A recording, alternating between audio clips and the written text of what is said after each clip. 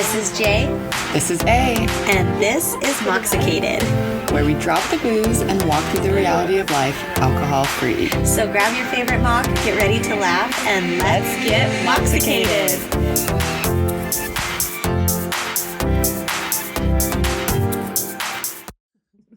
Hello and welcome back. Hello. How are you? I'm good. We are officially in Taurus season, and we can both relax.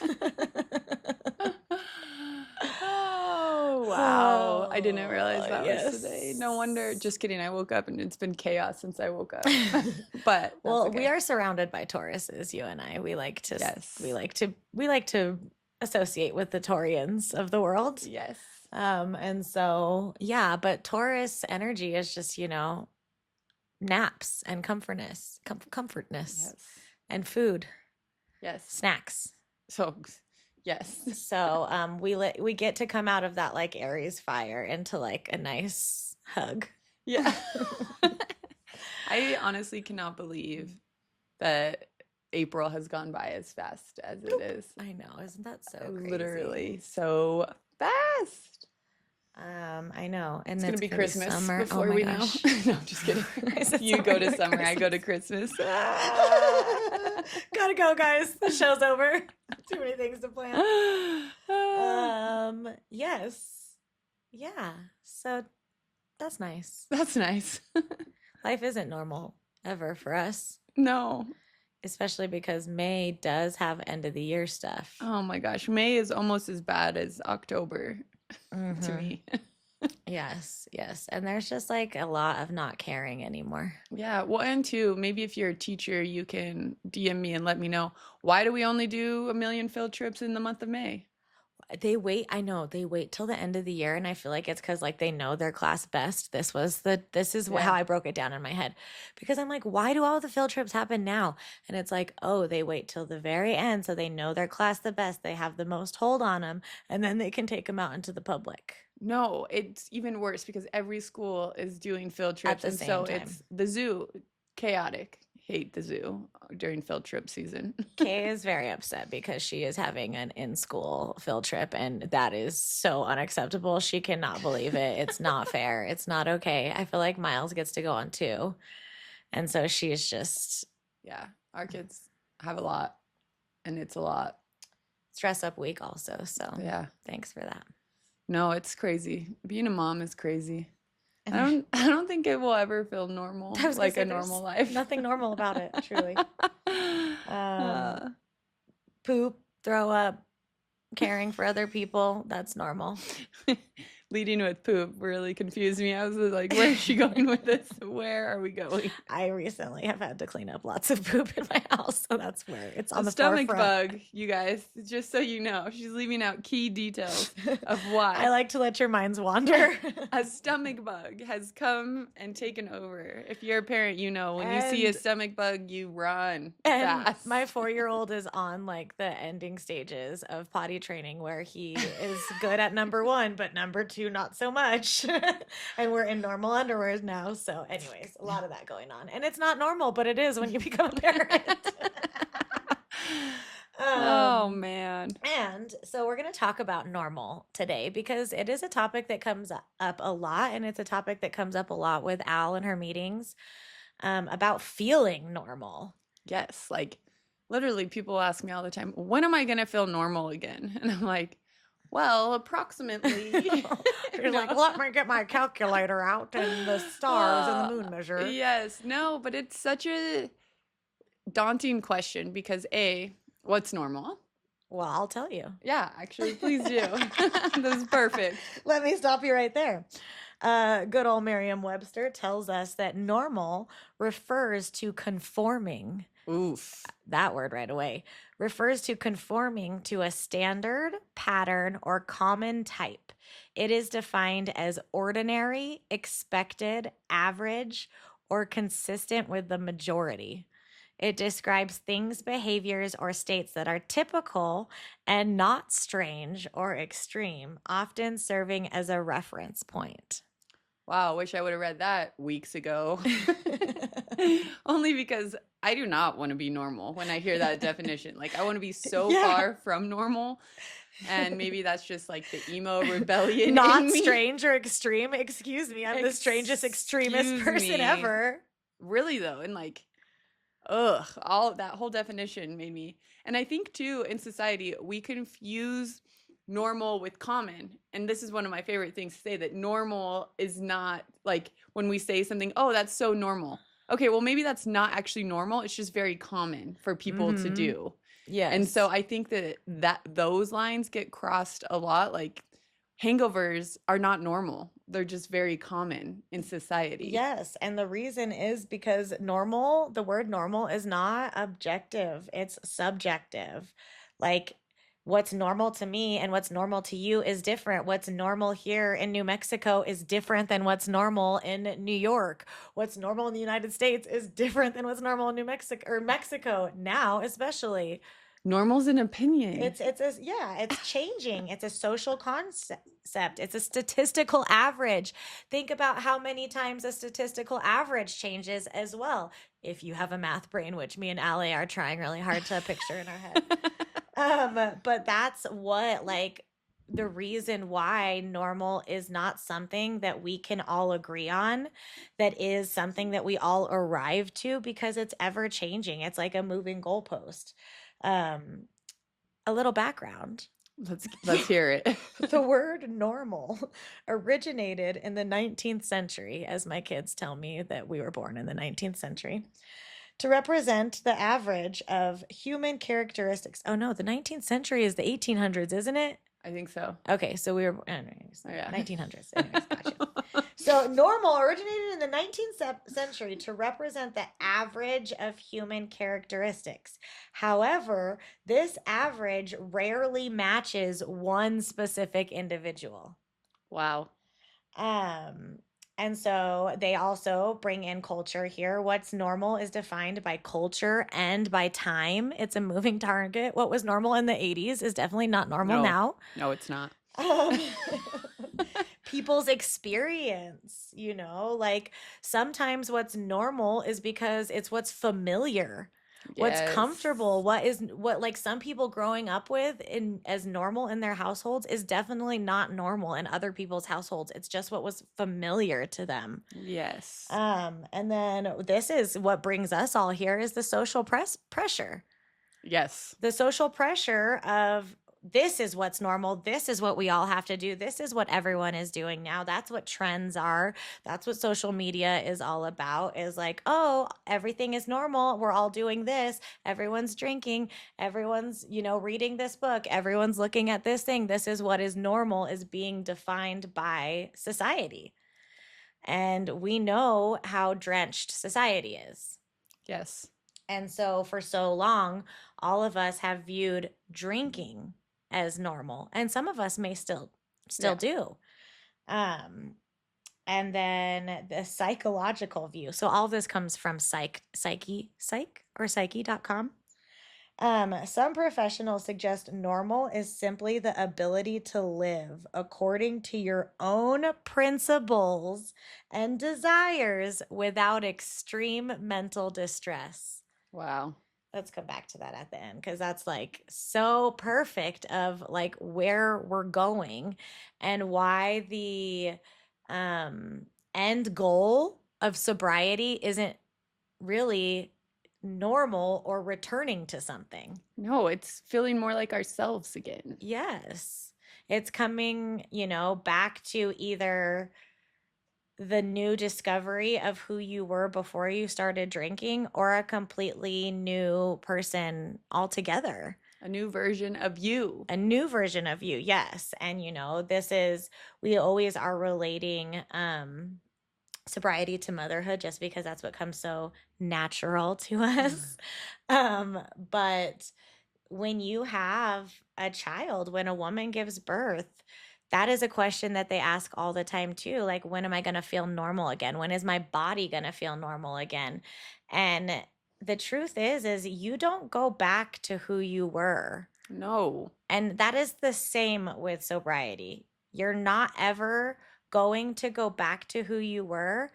And I'm going to go out a limb and say that you might not want to. And the reason I'm going to say that is because you were led here to a reason, for a reason and for a purpose. There was some things that happened in your journey with alcohol that made you say, I don't want this anymore. And going back means going back to that. Yes. And so you've outgrown that. Yes, so outgrown. But that doesn't mean it doesn't take time. Yeah, no, it does. It does take time. And here, I can give you a little timeline. But so in early sobriety, like the first few weeks to the 90 days is when your brain is recalibrating. Because for a lot of us, and not all of us, when we decide to quit drinking, it's because we've been drinking for so long, we don't even remember what a normal life is Yeah. without alcohol. What life without it is. Yeah.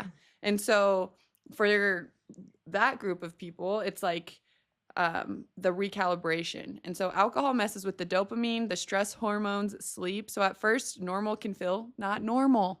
And I even hate saying these words, normal, in it. Well, it's like nothing about your life is going to feel normal. Your body is not going to feel how it felt. Your mind's not going to feel how it felt. Your mental health might not feel how it felt before. Well, yeah, and two, like if you look at yourself as like a system, like your whole system is healing. Like you might have less patience right now. You might be detoxing, so you're physically not feeling well. You're irritable, you're bored, you're having mood swings that maybe you didn't have before. But once again, and we talk about this often, you're being replugged back in. You are starting to feel, you're starting to not numb anymore. And so that's a huge part in early sobriety too. It's like your little Taurus phase where you should go into completely just caring for yourself, like giving yourself love, staying inside, taking a lot of naps, nourishing yourself in ways that feel like love and not, like something that feels even more harsh on your body. This is a time for you to pour into yourself because, yeah, all of your little pieces are going back together. And it's like when you go through an injury or anything in the hospital, you have to take time before you can even do like walking. So give yourself this same period of time that anyone else would give any other situation where there's been a huge change in your life. Yeah. I mean, any broken bone, sprain, anything, they'll tell you 6 weeks. 6 weeks. 6 weeks. At least. Until you can get back to normal life. But so the next, it's around 2 to 3 months. A lot of people notice that they're clearer thinking, you're having better sleep, maybe fewer emotional swings, emotional spikes. But there can still be like that weird feeling of like something's missing. And maybe that's also because the social settings are different. Yeah. Because you were probably really isolating and protecting yourself in that early sobriety, figuring out what you're comfortable with doing, what you're not comfortable with doing. Like, and we question ourselves a lot in early sobriety. Like, can I go to this get together and be okay not drinking? Can I go to a bar with a friend? Things like that. And maybe when you're evaluating that, it is okay if you cannot do that. It takes time. And we talk about sobriety as a muscle often, and it does get stronger. The more you do these things each time, it gets a little bit easier. The first time we went out into the wild sober, it was not easy. It's awkward, which we talk about a lot, of feeling like just not like ourselves, but that's because we aren't ourselves anymore. We are becoming a new version of us, and we're not the same as we were months ago when we were drinking. Yeah. And so that's a huge part of it too. It's like a trial and error period for sure. And I think that when you look back at like the subjective view of normal and you talk about, okay, how is normal perceived? Well, it's through experiences. And so like Al said, you're going to go out there and you're going to figure out, okay, I don't like that. I do like this. And that is going to start to put in the building blocks of your new normal, of what is now starting to make sense. And this is like the very beginning stages of that. Before it was was like a protective cocoon, and now you're kind of stepping out into the world. And this is also kind of where you face like, am I going to tell people I'm not drinking? Am I going to be just like a DD? What am I going to say? How am I going to approach certain subjects? And so it really is like a discovery period, and you're starting to be like, okay, these are the blocks of how I'm going to move forward. Yes. And then so from there, by about 4 to 6 months, many people describe feeling more stable. And that's because from 4 to 6 months, your habits are becoming habits, these new routines. You're getting Yeah. out of your old habit and your old routine. Like in the first couple of months, you're still like, oh, well, normally after I did this, I would go have a drink. Yeah. But at about 4 to 6 months, you're getting used to these new habits and new routines that you have put in place and that you're building. And two, confidence starts to show up in this like 4 to 6 month period. You're not thinking about alcohol constantly. This is often when we're going to start feeling more like ourselves again. A little bit of stability. Yeah. And I felt confident posting on social media that I was alcohol free, and that I was going to continue to be alcohol free at 6 months. And so there was something about, that just like half a year marker where I was like, yes, okay, I can talk about it. I can post about it. I am ready to shield or field any questions, comments that come my way, especially, posting it on social media. That invites so much in. And more than anything, I got curiosity and people that felt similar to me. And as opposed to like getting anything that felt negative or judgmental. And so it's almost like a period of like, I guess, celebration to get that far. And you feel like, okay, because 6 months is a long time. Yeah.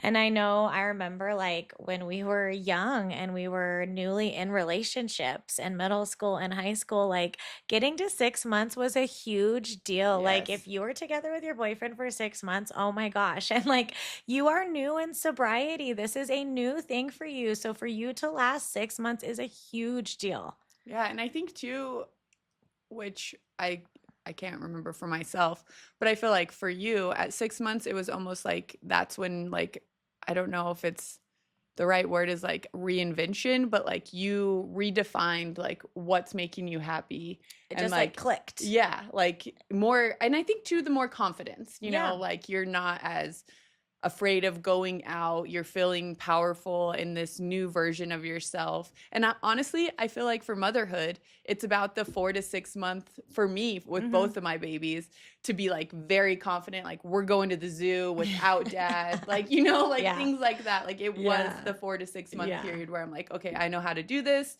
I got this. I can go to the grocery store with both kids and we will make it out alive. Both kids, man. That's so funny. I was walking through Disneyland with all three kids at one point because Philip ran to go do something, and I had a thought, and it was like raining too, and we were in Disney World, and I was like, I have all three kids by myself. Old Jess, when she first had Silas, was so scared to take even like one or two, two. I didn't know what I was going to do, how I was going to manage it. And it was just like such a cool feeling to look back on that and be like, dang, like in the most craziest of places. And that's exactly what happens with all these. Like it didn't ever become normal to where I'm like, oh, now I know I can do this. It just kind of happened with all of these little milestones one at a time. Yeah. And I think too, like, so from 6 months and beyond, really.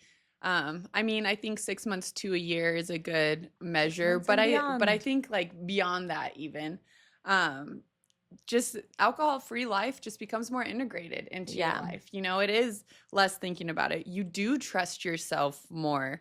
You are figuring out, what you do like. Things do become more natural and like less forced. Relationships are going to shift. And I think that is like so hard for people in sobriety. It's still so hard for me. And I even have I still am going through some relationship shifts, and I don't know if they are defined by me not drinking, even though it's 9 years down the line. Yeah. I'm like, so wait, where did that disconnect come? I'm like looking at relationships and I'm like, okay, well, I guess we really haven't been below the surface level for about 5 years now, Mm. and things like that. And so it's like more of like me trying to figure it out, but it's like, why do I need to figure that out? But we're human and our brains will always, Yes. go in that weird way.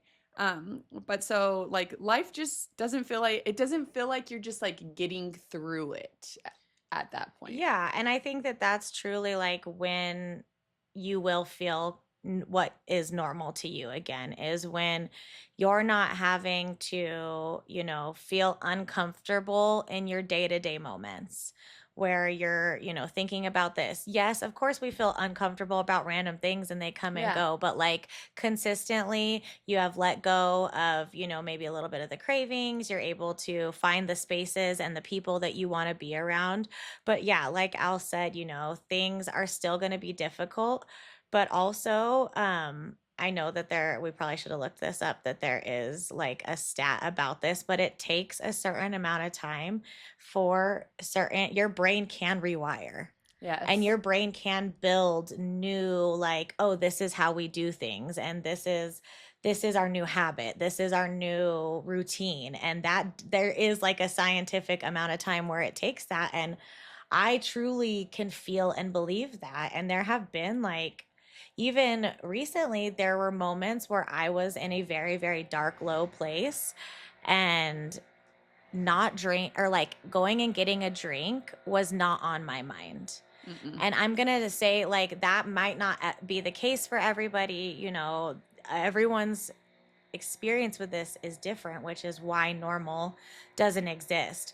But for me to sit in a very low spot where, like, I know that there have been people that have done that, and to sit and think, like, could I go and get a drink right now? And for that not even to be like a want, a need, something that sounds good, even when I'm like very, very low, that shows you how much your brain can make new. Yeah. And really, I mean, we'll just leave it up to the scientists and As you the can doc tell. the doctors. But no, so a great resource for more information on that, and we've said it here before, but is the Sober Powered podcast with Jill. She Yes. does go through the neuroscience and like that 6 month mark where maybe you're not feeling confident and depression is creeping in. She literally will tell you why your brain is doing that. And Yep. so while we have great facts here, Jill really does tell you the actual science behind this. And so if this is something that you are like, what is going on? That podcast is a great resource for their more like scientific based neuroscience about the Yes. brain rewiring and things like that. And that will give you like facts and things to go off of because, again, normal is a human construct. It is not a like actual reality. It is not an end point or a finish line that every single one of us reaches. You all parents know this from like, the milestones and the percentiles. Like, there is no one right way, and there never will be one right way. The path to normalcy is the path back to yourself, whether it's who you were before you started drinking or this new version of who you're becoming. And I just want to remind you all what Psyche said, that normal is simply the ability to live according to your own principles, your own desires, without extreme mental distress. Yeah, no, and I was totally in my head just now trying to think of like a time I actually feel normal. Like, like I was trying to think, and it really is like Yeah. when life feels normal is when I'm not having anxiety about what's happening right then. I'm not, I'm not fixated on all these different things or trying to overthink next weekend or any of that. Like it's literally when I'm sitting at the island or like helping my kids make breakfast, things like that. It's like very just baseline. Well, and let me just remind, so many people like coming from a neurodivergent experience, the word normal holds so much weight and so much expectation and can breed so much shame when you are already designed to not fit into a system that was made to be normal for other types of brains. And so creating a world where you are living by your own principles and desires, and you don't have, hardcore depression or extreme amounts of anxiety, then you're doing it.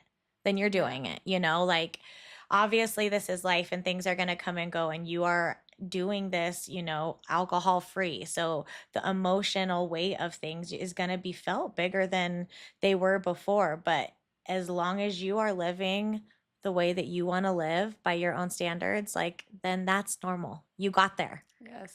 And another thing that's like coming out to me is honestly just the confidence that you get in yourself. And not just, it's like a lot of questions that come up is like, when is sex going to feel normal again? When am I going to feel normal with friendships again, and things like this. And it's like the second you start accepting yourself in the place that you're at and the things that you actually need and want, that's when all of these puzzle pieces are going to fall into place.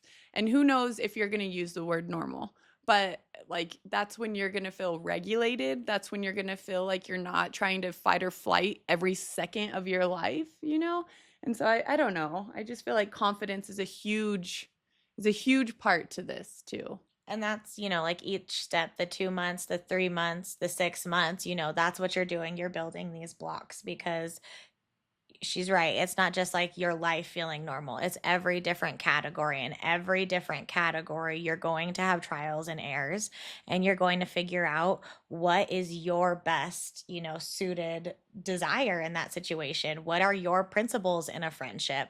And when those are all in alignment is the place that we're all seeking, that we're all trying to get to. And I think that it can be so easy to miss if we're looking outside of that.